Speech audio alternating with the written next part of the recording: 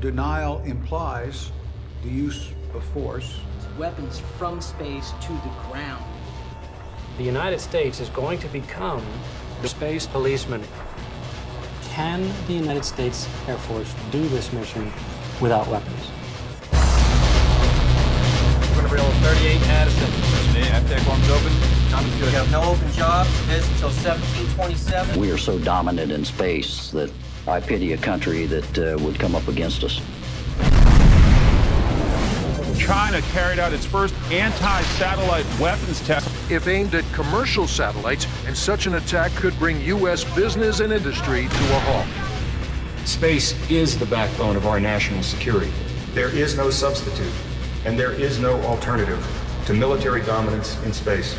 We have to move on to control space in order to protect commercial interests and investment. Big profits.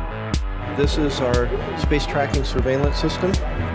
Billions of dollars on research. This is a cool business that we are in.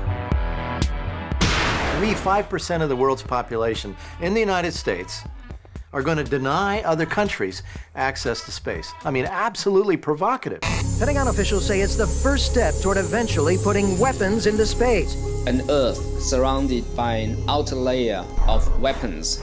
Heavy tungsten metal rods from satellites onto the Earth. Would it really be that big a step if a projectile itself were also launched from space? There's no practical difference.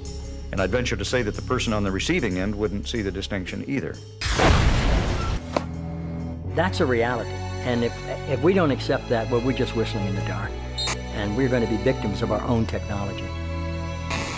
Weaponization of space has happened a long time ago. And it's foolish to think that somehow we can stuff this genie into a bottle.